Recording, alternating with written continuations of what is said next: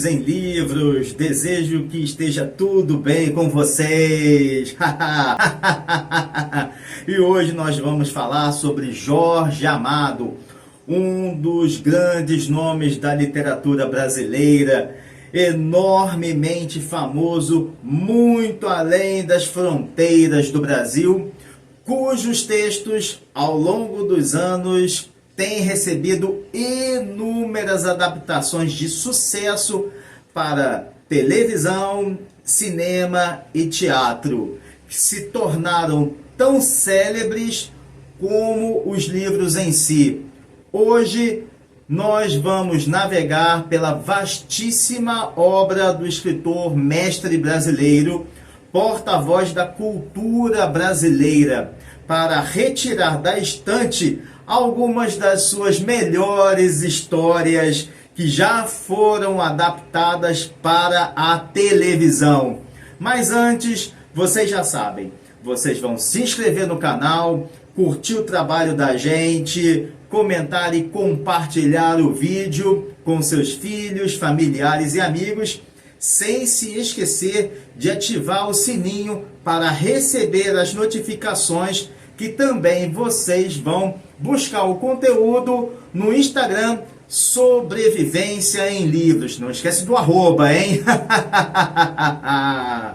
Sobreviventes, não é por acaso que o escritor baiano Jorge Amado mantém até hoje, mesmo após o seu falecimento em 2001, a posição do segundo escritor brasileiro mais traduzido de todos os tempos.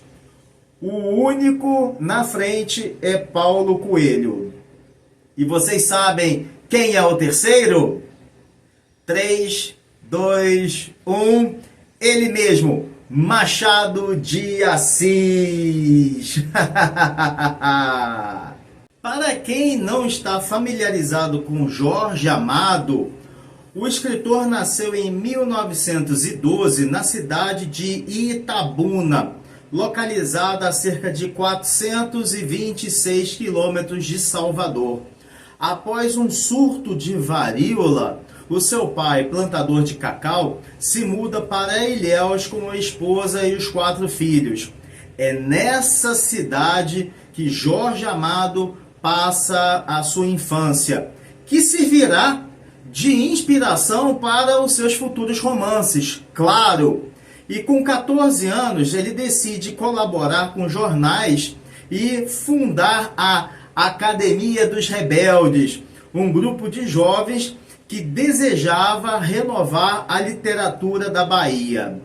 Na universidade, o rapaz optou por cursar Direito e, para isso, teve que se mudar para o Rio de Janeiro, que então era a capital federal do país. Nesse espaço acadêmico, propenso a discussões artísticas e ideológicas, no momento em que o mundo se encaminhava para a Segunda Guerra Mundial, o autor tem o seu primeiro contato com o movimento comunista. Em 1931, inicia sua carreira literária com o lançamento de um romance. Em 1935, ele termina seus estudos e se torna jornalista.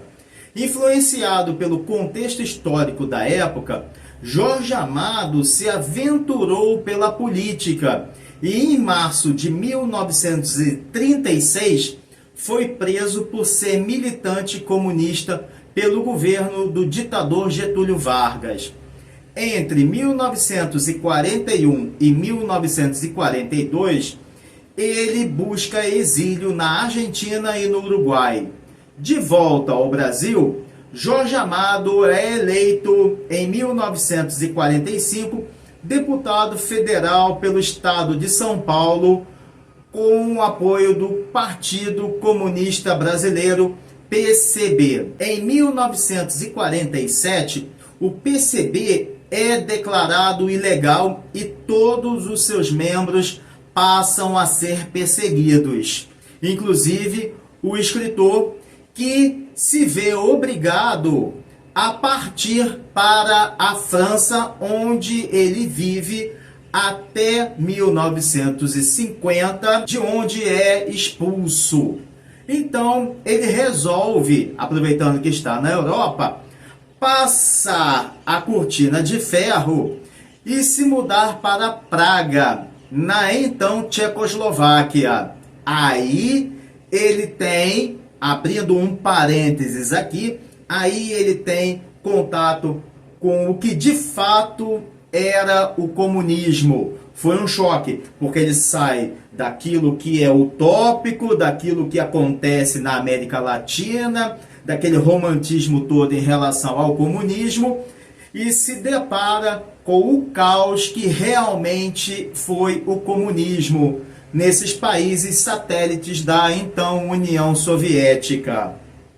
Naquele lugar, ele pôde perceber o quão caótico era o comunismo como sistema político da época.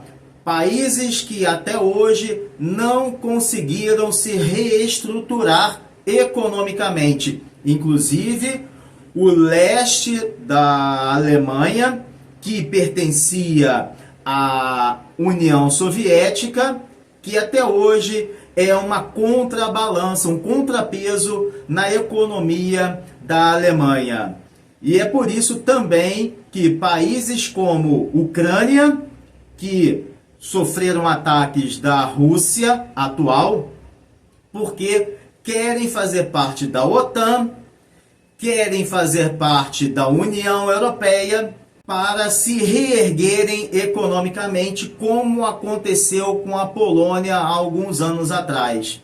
Então, realmente, quando Jorge Amado percebe o que de fato era o comunismo, em 1952 ele retorna ao Brasil, mas continua a ser membro do PCB. Entretanto, nunca mais ele tocou na política e se dedica exclusivamente à literatura. Jorge Amado faleceu em 2001, em Salvador, na Bahia. As suas cinzas foram enterradas, conforme o seu pedido, no jardim da sua casa, no dia em que faria 89 anos. Ainda que muitos de seus pensamentos, de modo muito leve, estejam presentes em seus textos, o mais importante é que todas as experiências de vida foram escritas com máquinas de escrever Remington, que grafaram os papéis com as fabulosas e comoventes histórias que Jorge Amado ou as escutou por suas andanças pelo agreste baiano, ou mesmo as vivenciou enquanto criança, enquanto adolescente em Ilhéus. Hoje, a sua obra literária foi adaptada por inúmeras vezes para o cinema, teatro e televisão.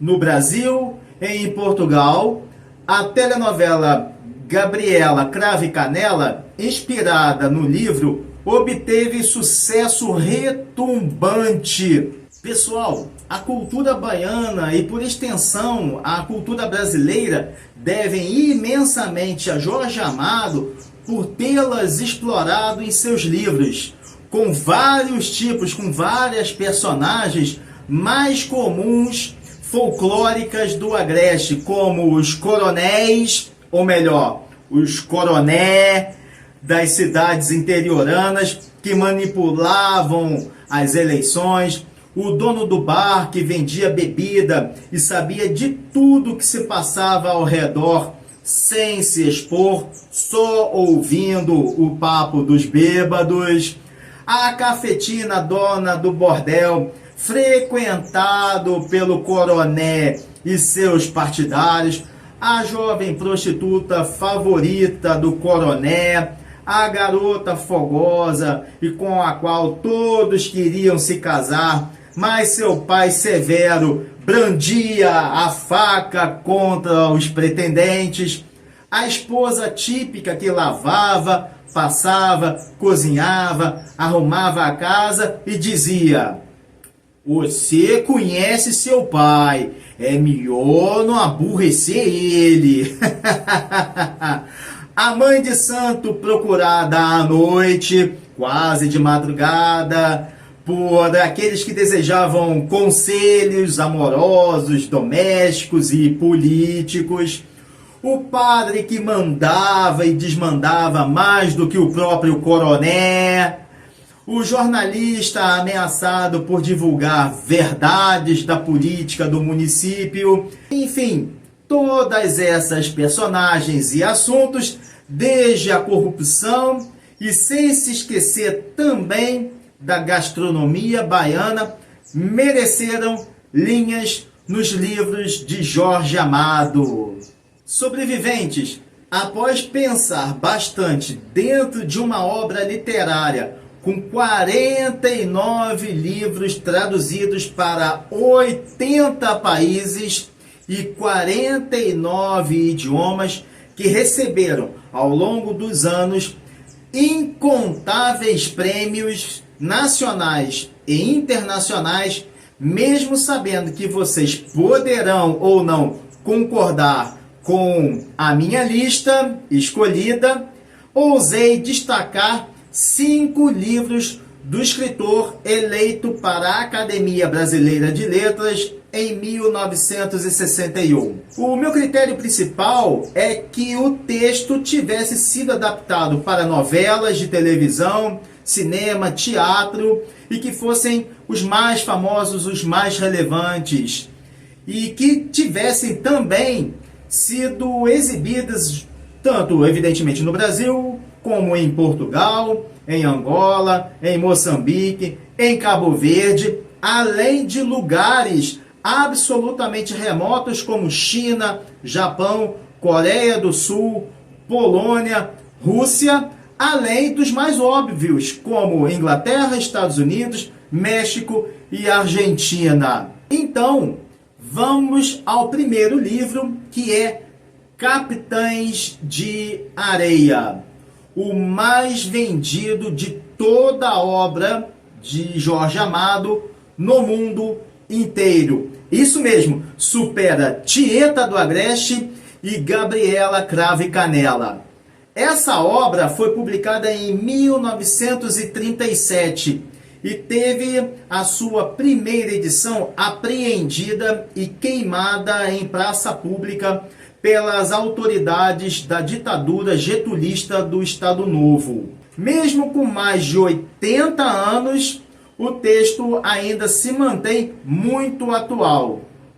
O que, para a atual política, o social do Brasil do século XXI, é realmente péssimo, porque nós testemunhamos que nada mudou.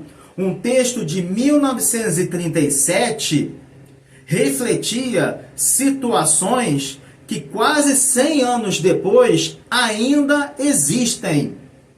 Por isso que a obra é atual. Muito lamentável sobre isso, mas é um livro que expõe, além de que nada mudou no Brasil, expõe a vida urbana de meninos pobres e infratores que moram no trapiche abandonado no areal do Cais de Salvador, à margem de todas as convenções sociais, mas tem um intenso desejo de liberdade. É um verdadeiro romance de formação. O livro nos aproxima de suas personagens simples, cada qual com suas carências e ambições. Do líder Pedro Bala ao religioso Pirulito, do ressentido e cruel Sem Pernas ao aprendiz de cafetão Gato, do sensato professor ao rústico sertanejo Volta Seca. Dessa forma, Jorge Amado descreve, em páginas carregadas de grande beleza, lirismo e dramaticidade, a vida dos meninos abandonados nas ruas de Salvador, da Bahia. Um dos mais populares romances de Jorge Amado, não só no Brasil, como em muitos outros países como Portugal e Angola, é Mar Morto, escrito em 1936, quando o escritor tinha apenas 24 anos de idade. Nesse livro, ele narra as histórias da beira do cais da Bahia, como escreve o escritor no início do livro. E realmente, nenhum outro livro explicitou tão bem a vida pulsante do cais de Salvador como a rica mitologia sobre Iemanjá, a rainha do mar. Típicas personagens nordestinas, como o jovem mestre saveiro Guma, parecem prisioneiros de um destino traçado havia gerações. O destino de homens que saem para o mar e que um dia serão levados por Iemanjá, deixando em terra mulher e filhos a esperá-los. Mas a família totalmente resignada e, em certa parte, feliz com o destino que teve o pai.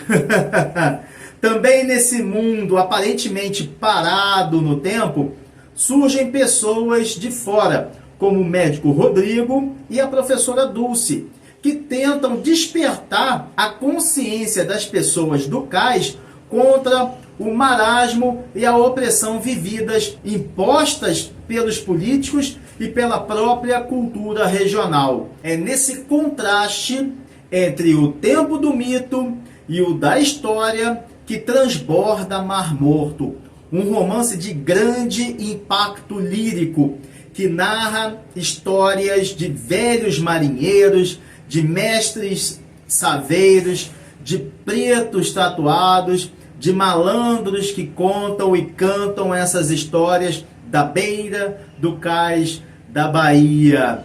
Algo muito Dorival Caymmi, né?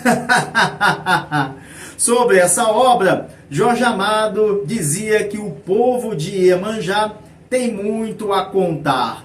No que tange a adaptações cinematográficas, o filme Mar Morto inspirou a telenovela muito famosa, vocês sabem qual?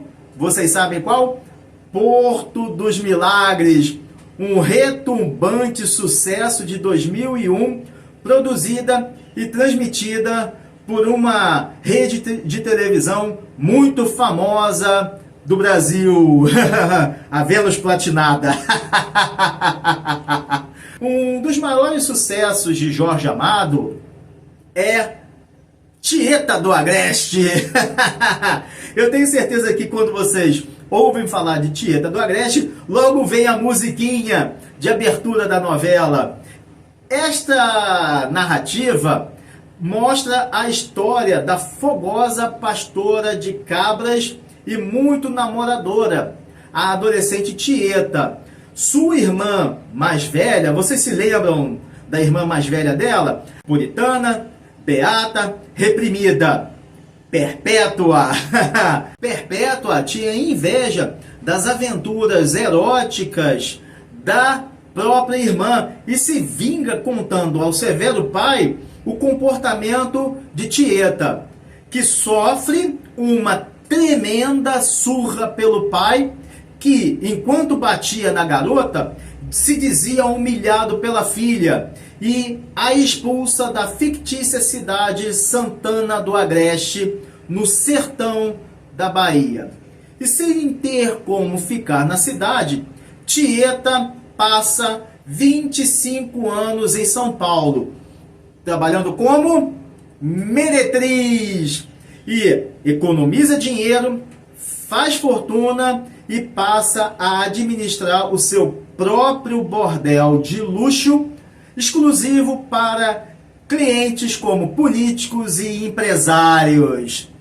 Só que, um belo dia, volta a Santana do Agreste Tieta, cercada de riqueza e poder, que contrasta a sua atualidade com a pobreza do passado, quando foi expulsa pelo próprio pai. Tieta é uma mulher com um pouco mais de 40 anos de idade e um forte caráter que foi forjado pela vida sofrida no Sul, que vê a cidade de Santana do Agreste, assim que chega, ainda pequena e parada. Rica, Tieta é recebida nos braços de todos. Com dinheiro e influência política, ajuda a família. Com recursos financeiros, todos gostam de Tieta. E traz benefícios também para a cidade, para a comunidade, inclusive luz elétrica. Vejam só, Santana do Agreste não tinha nem luz elétrica. Sem saber do passado de Tieta, que era um segredo a sete chaves, e sem ninguém com intimidade ou até coragem para lhe perguntar a origem do dinheiro, seus parentes e amigos criam a lenda urbana. Tieta enriqueceu em São Paulo porque se casou com um industrial que era comendador. Mas, à medida em que a leitura avança, o passado de Tieta vem à tona. Ela, na realidade, era prostituta que enriquecera e virara cafetina em São Paulo, com firmes e fortes relações entre políticos extremamente poderosos. Quando essa história secreta é revelada, o futuro do lugarejo entra em xeque, ele praticamente implode, assim como também ocorre o seu acerto de contas com a irmã mais velha, Perpétua. Esse romance é de 1977, foi adaptado entre 1989 e 1990 para a novela Tieta, que foi um enorme sucesso, e também para as telonas, para o cinema. Até hoje, Tieta é de forte impacto dentro da literatura e dentro da cultura brasileiras. Um outro livro de enorme sucesso, extremamente popular, escrito por Jorge Amado em 1966, é Dona Flor e seus dois maridos, que nos apresenta a personagem que é uma professora de arte culinária, Florípides Paiva, conhecida como Dona Flor, que em dois casamentos absolutamente diferentes, quase opostos em comportamento, conhece as duas faces do amor. Com o seu primeiro marido, o boêmio e infiel Vadinho, Flor vive a paixão avassaladora, o erotismo febril, o ciúme que corrói. Porém, Flor fica viúva e se casa com o metódico farmacêutico Doutor Teodoro Madureira, com quem ela encontra a paz doméstica, a segurança material e o amor tranquilo. Tudo vai muito bem, até que um dia, Vadinho retorna. Ele retorna do além como um fantasma e proporciona e inunda Flor com novos amores, tórridos pensamentos eróticos, pensamentos quase físicos. Vejam só, é assim que Flor se sentia. As linhas escritas por Jorge Amado, por influência da cultura baiana, da religiosidade afro-brasileira e da intervenção das entidades do candomblé, demonstram a milenar e atemporal batalha entre espírito e a matéria em pleno cenário do agreste baiano. Dona Flor, alegre viúva da Bahia, cujas noites são atormentadas pelas visitas do seu defunto marido, abrindo parênteses, e um vivo defunto, um defunto vivo, não é algo inédito na literatura brasileira. Vejam Memórias Póstumas de Brás Cubas, do mestre Machado de Assis. Viram só a influência de Jorge Amado? Voltando, ela, de tanta atormentada, consegue conciliar no fogo do amor a calmaria, a aventura e a segurança, a paixão e a gentileza. Sem dúvida, Jorge Amado consegue, numa narrativa ousada e exuberante, plena de humor e ironia, produzir uma maravilhosa crônica de costumes culturais da vida cotidiana em Salvador ao longo das décadas de 1930 e 1940, além de expor nas páginas as ambiguidades que marcam o Brasil. Claro, o Brasil é cheio de ambiguidades. O livro Dona Flor e seus dois maridos foi tema de cinema, teatro e minissérie, também na Vênus Platinada em 1998, exportada para o mundo. Agora, o último, mas não o menor, um dos romances de maior sucesso de Jorge Amado, Gabriela, Cravo e Canela, desde 1958, a partir de um enredo de amor que marcou época, uma bela crônica do período áureo do cacau. A história se passa em meados da década de 1920, na cidade de Ilhéus, onde ocorre o embate entre o impulso transformador próprio das cidades que crescem e a resistência conservadora tradicional dos coronéis do cacau, que ainda dominam a economia e a política da região. Assim, de um lado estão os que querem o progresso da cidade, do outro, os que rejeitam as novidades vindas de fora e aos costumes também modernos que estão impregnando a sociedade.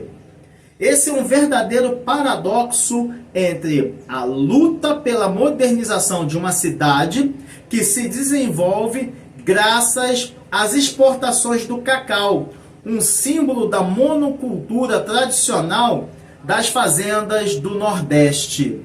E é nesse contexto de luta pelo poder que nasce um improvável, inimaginável e inédito romance entre o taberneiro sírio, Nassib, e Gabriela, uma recém-chegada do sertão que vai para a cidade grande para melhorar de vida. Ela é uma jovem sensual e inocente, sábia e pueril. Ela é uma cozinheira que conquista não apenas o coração de Nassib, mas também de uma porção de rapazes e homens mais velhos da cidade, casados ou solteiros. Nesse ponto, o autor acende a faísca de uma polêmica da época, ao colocar em xeque a lei. Vejam bem, havia na época uma lei que exigia que a desonra do adultério feminino, vejam bem, do adultério feminino, não do adultério masculino, do adultério feminino fosse lavada com sangue. Era lícito. Vejam só o pensamento da época. E o contato de Nassib e Gabriela era tão intenso que não tarda para acontecer o esperado caso de amor entre o sírio e a sertaneja, regado a enormes confusões e ciúmes. A personagem Gabriela, da cor da canela e do cheiro do cravo, como está escrito no livro, figura na literatura brasileira e também na cultura brasileira como uma formosa figura de mulher simples e espontânea, acima do bem e do mal, eternizada para sempre no folclore e no imaginário coletivo do Brasil, por meio do seu inigualável lirismo, pureza e inspiração poética. Não por acaso, Gabriela se transformou em uma das mais sedutoras e fortes personagens femininas criadas por Jorge Amado, capaz de incluí-la nas páginas também, como eu disse, da cultura brasileira. É importante dizer que Gabriela Cravo e Canela é muito mais do que a história de amor entre personagens de origens e culturas tão díspares que também fazem parte do amálgama que é o brasileiro em si, um árabe e um sertanejo. O brasileiro é formado por um caldeirão de culturas fora do continente indígena americano. E é essa fatia que Jorge Amado traz para o seu livro Gabriela Cravo e Canela. Não somente leitores de vários países e gerações diferentes têm o livro como um dos pilares da literatura brasileira. Acadêmicos e professores universitários, entre eles um do quilate do filósofo, escritor e crítico francês Jean-Paul Sartre, citava Gabriela Cravo e Canela como o exemplo perfeito de romance popular e um dos livros mais ricos de Jorge Amado, capaz de iluminar e enraizar o debate de questões morais universais no solo muito concreto da economia cacaueira em transformação na época. Por tais razões, desde 1958, o livro é um sucesso mundial. Na televisão, a história se transformou numa telenovela brasileira dentre as mais aclamadas mundo afora, que contou com duas adaptações em tempos diferentes. Uma em 1975 e outra recentemente em 2012. Sobreviventes. Jorge Amado, considerado de forma unânime um dos maiores escritores da língua portuguesa, é um escritor que dá à luz a inesquecíveis personagens de caráter duvidoso e capazes de atitudes imprevisíveis. Ele é o cupido de romances comoventes cujos amantes são de origens absolutamente diferentes. Ele é o porta-voz de uma população esquecida pelo governo central e que fica à mercê de poderosos coronéis corruptos.